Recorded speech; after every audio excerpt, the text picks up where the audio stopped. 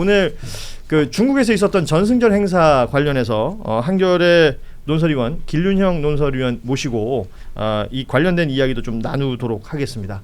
예, 들어서 자리하시면 됩니다. 예.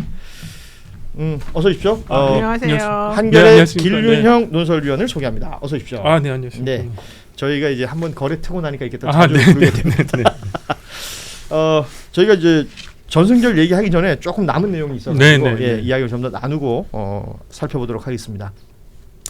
그 김건희 그 공소장 내용이 지금 나온 것들이 있잖아요. 네. 거기 보면 통일교의 일종의 그 청탁의 배경 이런 것들이 언급된 부분이 있어요. 말하자면 그 소위 말하는 정교 일치 이게 뭐 통일교에서는 중요하게 생각하는 것 같습니다. 우리나라 헌법에서는 정규 분리가 원칙. 그러니까요. 헌법을 완전히 무시하고. 근데 이거를 지금 대통령 라인에서 대통령 부인과 대통령 측에서는 알았다. 니네가 원하는 대로 해주마. 뭐 이랬다는 지금 의혹이 나오는 거 아닙니까? 근데 그럴 때마다 뭘 받는다는 거. 게다가 아니 정말 내가 황당 무계해가지고. 근데 통일교 측은 돈이 그렇게 많다는데 그것만 줬을 것 같지는 않아요. 솔직히 말하면. 그리고 뭐 권성동 의원한테도 큰 거 한 장 그랬는데 겨우 1억 주고 말았을 것 같지는 않은데 저는 이 사람들이 어떻게까지 도덕관념이 없고 이렇게까지 아무 머리가 정말 마비가 된 상태인 건지를 그걸 이해를 못하겠다는 거죠.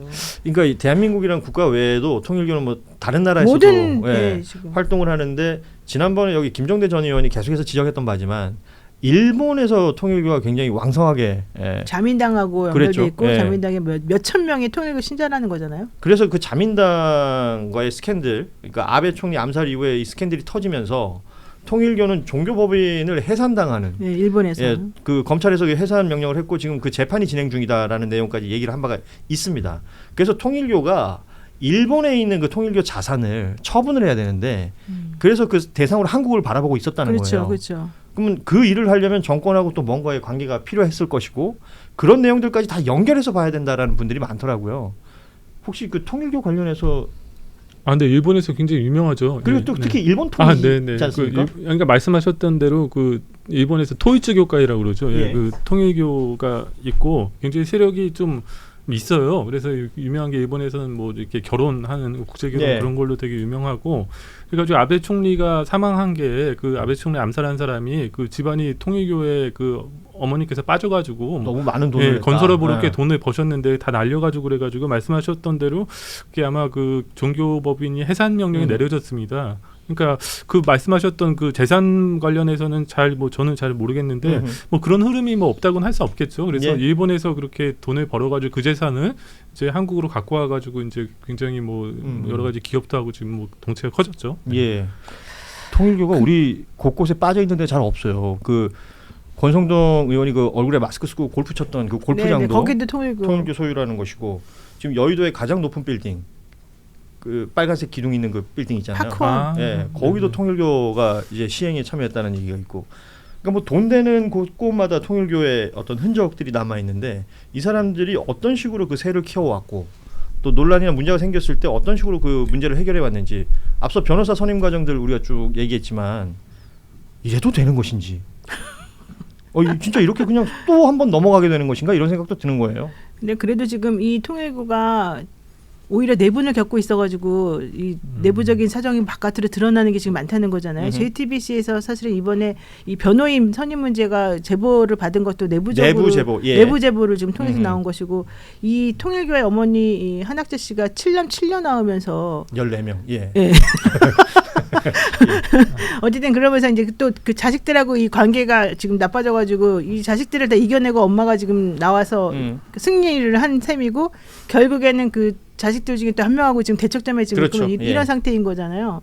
근데 저는 이번에는 이게 그냥 이렇게 넘어갈 수는 없을 거라고 보고요. 특검에서 이번 거를 제대로 파헤치지 않으면 사실은 대한민국의 특검은 아무 의미가 없을 정도가 된 것 같습니다. 그리고 이제 국민들이 더 많이 알게 됐으니까. 그렇죠. 그냥 우리나라 그 통일교 그 교원이라 그래야 되나? 교인이라 그래야 되나? 이게 많은가요? 신도. 나는 사실 그렇게까지 통일교에 대해서 생각 못했었거든요. 사실. 저도 그러니까 일상생활하면서는 크게 못 느꼈었는데 이번에 뭐 이것저것 듣다 보니까 그런 것 같고 저는 대학 다닐 때 교양 과목으로 그 뭐 외국어 수업을 들으면 이분들이 대부분 국제 결혼을 하신 분들인데 네. 종교가 통일교다 뭐 이런 얘기는 들은 적이 있었어요. 그래요? 예. 그때 하도 이제 집단으로 결혼시키고 뭐 막 그래서 그런 그렇게 거가 있는 하면서요, 거죠. 네, 제가 이게 조금 우스운 얘기인데 제가 네. 일본에 갔을 때 갑자기 제가 뭐 아는 지인을 통해서 그 도쿄에 그 약간 그 보트를 타는 그런 게 있어요. 마리나. 예. 그 저를 그쪽으로 뭐 와이프랑 오라고 그러더라고요. 그래서 무슨 일이냐 해서 가봤더니 거기 일본 그 여성들이 평범한 20대 여성들이 예. 막 입고 그래 보트를 가다가 도쿄만 한 바퀴 돌고 돌아오는 거예요. 이게 뭐지? 그랬더니 막 제가 있는데 막 사진을 막 찍어요.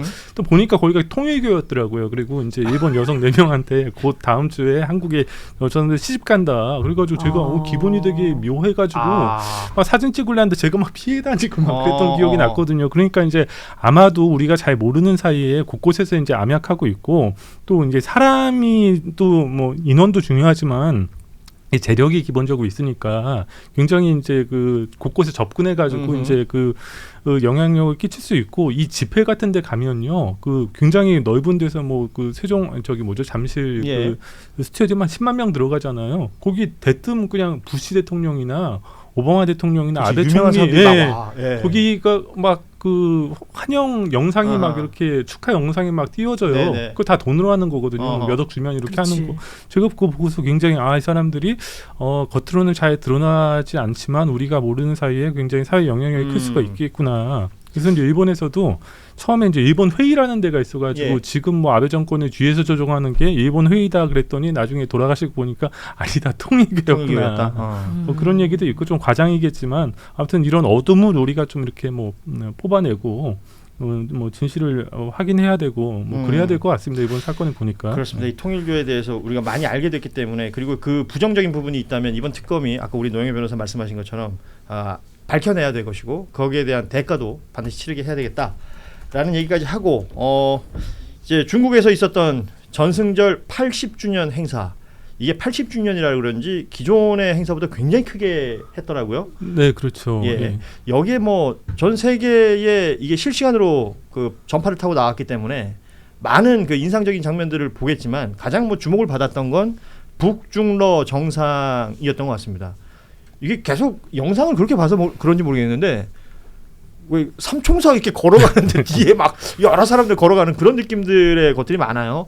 그 천안문 성루에 오른 그 사진은 되게 상징적인 거 같고, 네, 그렇죠. 예, 입장하는 장면, 뭐 그리고 이동할 때 이런 장면들이 많이 나왔는데, 뭐 저희는 좀 총괄해서 얘기를 할 필요가 있을 것 같습니다. 이 전승절 행사에서 보여준 북중러 정상들의 이 결합, 네. 이것과 우리나라가 이제 앞으로 뭐 외교 활동이나 이런 걸 펼칠 때 미칠 영향.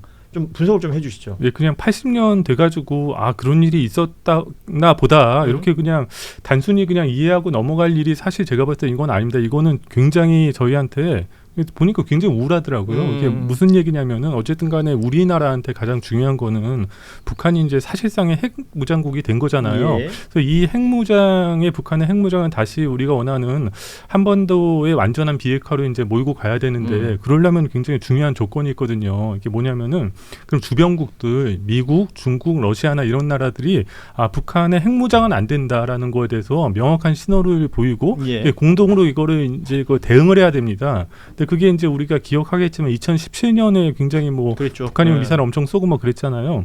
그때만 해도 이제 그 국제 사회가 러시아랑 그 중국까지 포함해가지고 북한에 대해서 엄청난 뭐 경제 제재를 가하는데 동의를 했어요. 이게 2017년이고 그때 뭐 기억해 보시면 뭐 그때 김정은 위원장이랑 트럼프 대통령이랑 누구 뭐 핵미사일이 뭐 핵버튼이 더 크냐, 뭐 그렇죠. 늑수광이 뭐 미치광이 뭐 이런 로켓맨 얘기 나올 때, 예. 로켓맨 얘기 나오고 뭐 그랬었는데 이제 8년이 지난 다음에 이제 보세요. 근데 러시아는 사실상 우크라이나 전쟁으로 이렇게 사정이 굉장히 전쟁 장기에는 어려워졌잖아요. 북한이 거기 가서 피를 흘렸습니다. 그래서 러시아는 사실상 북한의 핵무장을 지금 용인하고 있습니다. 핵무장국이다라고 사실상 용인을 하고 있고. 또 미국은 트럼프 대통령이 그 김정은 위원장이나 북한한테 그 뉴클리어 파워라는 말을 쓰거든요. 그래요. 그러니까 핵무장국이라고. 근데 이거는 뭐 인정한 건 아니지만 레토릭으로는 인정하는 거죠. 실질적으로. 네네네. 레토릭으로. 근데 뭐 사실상 그렇다. 뭐 그렇다. 뭐 그런 상황이고.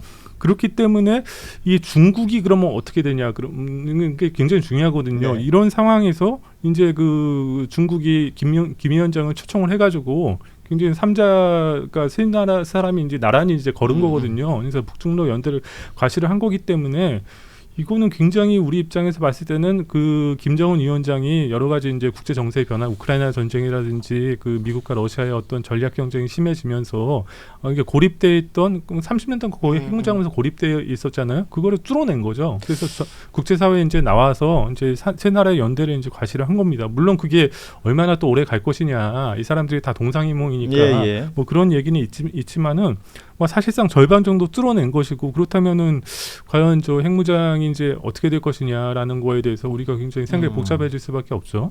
결과적으로 이 핵 이야기가 빠질 수가 없는 것이고 그러다 보니 지금 북한이 남측을 대화 상대로 지금 안 보잖아요.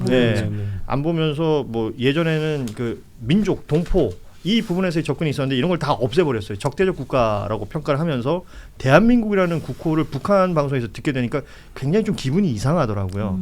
이런 것들을 지금 겪고 있는 시간인데 우원식 의장은 또 전승절 참석을 했고 그 악수했다라는 뉴스가 나왔잖아요. 그래서 7년 만에 뵙습니다라고 인사를 했는데 네라고 하면 이게 뭔가 그냥 텍스트로 적힌 것만 봐도 싸늘했구나. 그냥 대단만 해준 거잖아요. 그런 거죠. 뭐 악수를 청하는데 뭐 치고 가지는 않았다 하더라도 그냥 네 한마디 정도로 끝났다라는 게 뭔가 상징하는 부분이 있는 것 같아요. 네, 뭐 악수는 했는데 그 자체에 그냥 손을 내미니까 또 사람 다른 외국 정상들도 있는데 뭐 무시할 수는 없으니까 뭐 손을 잡아준 것 같은데 거기 자체에 우리가 뭐 의미를 부여할 그 이유가 없고요. 그러니까 굉장히 제가 이제 이거 좀 약간 소개를 드리고 싶은데요. 이제 트럼프 대통령이 이제 1월달에 이제 그 다시 재집권을 하고 이재명 정권이 6월 초에 다시 이제 그 당선이 됐잖아요. 그 이후에 북한이 7월 말 정도까지 뭐 그 침묵을 지킵니다. 미국에 대해서도 그렇고 뭐 가타부타 말이 없어요. 이재명 대통령에 대해서도 가타부타 말이 없다가 7월 말에 그 미국에 대해서는 뭐라고 얘기하냐면 그 정상 간의 관계가 좋은 건 맞는데 그 비핵화하는 식의 대화는 우리는 관심이 없다. 그리고 이제 그 남해에 대해서는 아까도 말씀하셨듯이 그 적대적 두 국가예요. 그래서 우리를 이제 그 한국이라고 불립니다. 전에는 북남 관계 뭐 이렇게 불렀는데 또 한동안에는 괴뢰라고 불렀어요. 괴뢰. 그래서 축구 보면은 뭐 북한 대 괴뢰 막 해가지고 그랬다가 이제 한국으로 이제 변했습니다. 그러다가 이제 그 8월 19일에 김여정 부부장이 그 외무성의 주요 국장들을 불러가지고 조선중앙통신에 나온 거예요. 굉장히 흥미로운 얘기를 하는데요. 제가 그거 읽어드릴게요. 외무성 주요 국장들과 협의회에서 김여정 부부장이 국가의 주권 안전에 지속적인 위험을 조성하고 있는 적수국들, 그건 한미를 얘기하는 거였죠. 이게 외교적으로 선제 대응하고 급변하는 지역 및 국제 지정학 상황을 우리의 국익에 유리하게 조정해 나갈 때 대한 김정은 동지의 대외 정책 구상을 전달했다라는 얘기가 나오거든요. 이 대외 정책 구상이 아마도 북한의 최대의 목표는 지금 자신들이 핵무장국임을 인정을 받은 상태에서 그냥 경제 제재를 이제 해제하는 겁니다. 이제 이러기 위해서는 요번에 이제 그 자기네들이 러시아와는 관계가 개선이 됐으니까 중국과도 초청에 응해서 관계를 개선하면서 이쪽은 중국과 러시아 이제 보통 자기네들이 했던 북중러 삼각 연대를 부활하면서 요거를 가지고 트럼프 대통령과 간을 보겠다.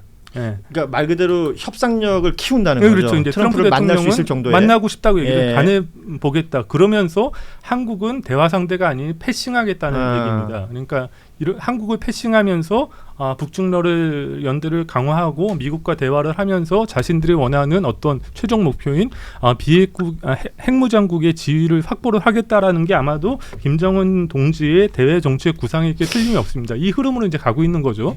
예전에 저기 국보법 있으면 이거 뭐 혼날 얘기인지 모르겠는데, 모르겠어요. 저는 그 느낌 받습니다. 북한이 외교를 참 잘한다. 사실은 뭐 경제력이라든지 이런 것들이 뭐 그렇게 대단한 나라가 아니잖아요. 국가를 본다 하더라도. 그런데 뭐 핵무기 그 외에 무언가를 가지고 자신들의 입지를 구축해 나가는 거 보면 어찌됐건 이번에 삼총사 중에 한 자리를 차지한 거 아니에요. 그렇죠. 김일성, 김정일, 김정은 3부자가 버텨가지고 어쨌든 간에 그 핵무장국이 사실상 된 거고, 그 힘으로 이제 국제 30년 동안 있어 왔던 국제 어떤 그 고립을 절반 정도를 뚫어낸 겁니다. 러시아 쪽으로는 뚫어냈고, 그래서 이런 상황에서 이제 우리는 어떻게 해야 되냐. 그래서 얼마 전에 이재명 대통령이 그 뭐 미국, 일본 순방하셔가지고 뭐 한미일 삼각 협력을 되게 강화를 하고 굉장히 좋은 거죠. 잘했는데 역시 이런 기동을 보니까 그것만으로는 좀 부족하다. 그러니까 반쪽이다. 어쨌든간에 북한이 이렇게 접근하고 중국이 어떤 북한이 원하는 그런 핵무장 국으로 인정받으려는 자세에 대해서 동의를 해주면 우리로서는 굉장히 난감합니다. 그렇기 때문에 역시 이제 중국과도 전략적인 소통을 해가면서 얘기를 같이 해나가지 않으면은 그 압력만으로 이제 북한을 이제 제어할 수 있는 그 시대는 끝났다. 그래서 이제 윤석열식의 외교는 이제 사실상 그러니까 파탄에 이른 것이고 이재명 대통령이 과연 그러니까 우리 편과는 이제 관계 강화를 했는데 이제 상대와 이제 어떻게 이제 관계를 좀 더 숙제로 할 것인가 이제부터가 이제 외교의 진짜 승부처다. 이제 이렇게 볼 수밖에 없습니다. 그러니까 김정은이가 사실 2011년도에 이제 그 나타났잖아요. 이게 최고 지도자 그 북한에서. 그리고 난 다음에 사실 국제 무대에서 얘기한 거는 그때 아마 미국하고 그 트럼프하고 이제 그거 하고 우리나라 문재인 대통령하고 이제 했었던 이런 정도이고 실질적으로 이번에 나타난 게 이제 짠하고 나타나는 그런 효과를 많이 누리는 것 같은데 이제 그거는 이제 개인적으로 그 사람이 참 보여주는 어떤 이벤트성의 행보이고 이번에 사실 문제가 되는 거는 북중러 한미일 이게 딱 구도가 완벽하게 지금 짜여진다는 게 사실 저는 더 큰일이라고 지금 보거든요. 근데 이 상황을 지금 우리는 어떻게 그러니까 이거 뭐 어디서 신냉전 이런 표현가 있습니다. 뭐 그렇게 한 거죠. 근데 사실 그 러시아는 좀 복잡하죠. 우리가 갑자기 관계를 개선하기가 북러는 사실상 기억이 얼마인데 된 상태고 또 사실 러시아는 침략 국가잖아요. 근데 그게 우크라이나에서 그런 거 우리가 뻔히 아는데 굉장히 어렵다. 근데 중요한 건 또 중국입니다. 중국도 어쨌든 간에 지금 오늘 보니까 당연히 어제 저는 그 중국이랑 그 시주석이랑 김 위원장이 만나가 정상회담을 할 줄 알았어요. 근데 어제 보도가 없었고 지금까지도 보도가 나오지 않고 있는지 만나긴 만나겠죠. 그때 어느 메시지가 나오나 우리가 봐야 되겠고 분명한 거는 북중러 3개국 정상회담은 없었다. 보니까 이제 그 중국 입장에서도 좀 약간 빡센 거예요. 러시아랑 같이 이제 뭐 관계를 강화하는 거는 해왔지만 이게 3개국 틀에서 우리가 같이 이렇게 하는 것까지는 좀 중국 좀 빡세다. 그래가지고 이제 그 중국과의 관계를 우리가 정말로 잘해 나가지 않으면은 이번에 대통령이 가셔가지고 안미경중은 또 없다고 그런 말씀도 하셨는데 글쎄요, 약간 좀 그 중국의 그 우리한테 있어서 그 전략적 의미가 점점 커지고 있고 중국과 진짜 긴밀한 소통을 해가야 된다. 왜냐하면은 그러니까 북한이 이제 결국 핵무장국으로 인정을 받으면은 우리도 굉장히 자체 핵무장에 대한 그 생각이 커질 것이고 중국이 제일 무서워하는 게 일본이 핵 무장으로 갈 수가 있다. 물론 일본은 굉장히 뭐 비핵 국가이기 때문에 그런 의도가 없지만 결과적으로 못 견디고 갈 수가 있다. 이런 거를 통해서 그 중국은 아마 북한의 핵무장을 뭐 인정하지는 않을 거예요. 이제 그 틈을 잘 파고들어서 북한과의 관계를 잘 개선하면서도 이제 그 핵무장국으로 인정받으려는 북한의 의지를 우리가 꺾어야 된다. 이게 이제 중요한 거죠. 근데 우리 입장에서도 어려운 게 북한과 소통하면서 잘 지내야 되면서 또 북한이 하려는 어떤 국가의사를 꺾어야 되니까 그 두 토끼를 동시에 잡는 게. 그렇다고 그 얘기를 북한이 다 들어줄 리도 많고. 이번에 근데 김정은은 왜 열차를 타고 간 거예요? 그 사람은 그 사람은 난 너무 이해가 난 정말 너무 이해가 안 가가지고 비행기 타고 가면 금방 갈 텐데. 아마 비행기 참매 아마 그 항속거리나 뭐 안전이나 그 1호기라는 게 그 비행기가 너무 후져서 그런 거야. 옛날 거라는 위험해서. 그래가지고 그 전에 갈 때도 그 싱가포르 갈 때도 그때 에어차이나 빌려 타고 갔잖아요. 그게 김정은 위원장이 너무 창피했대요. 그래서 베트남 갈 때는 또 그러니까 3박 4일 간 거죠. 근데 지난번에 대련을 갈 때 그 2018년 5월에 대련을 갈 땐 그때는 참매로 갔거든요. 가깝잖아요. 그러니까 아마 좀 그런 문제가 좀 있지 않을까. 아니 근데 그런 정도로 지금 그것도 못 고칠 정도라는 거잖아요. 비행기도 사실은 새거 사야 되니까. 그러니까 날기는 나는데 뭐 좀 여러 가지 안전이나 그런 문제가 좀 있는 거죠. 날긴 나는데. 그리고 사실 좀 그 정도 체격되면 뜨는 게 위험할 수도 있어요. 뭐 많은 관심사들이 있습니다. 그 딸 김주혜 관련된 이야기도 있고, 뭐 김여정 부부장도 나중에 연회에는 또 참석했더라고요. 뭐 여러 관심사들이 있습니다만 지금 가장 굵직한 대목을 우리 김윤영 논설위원이 짚어주신 것 같습니다.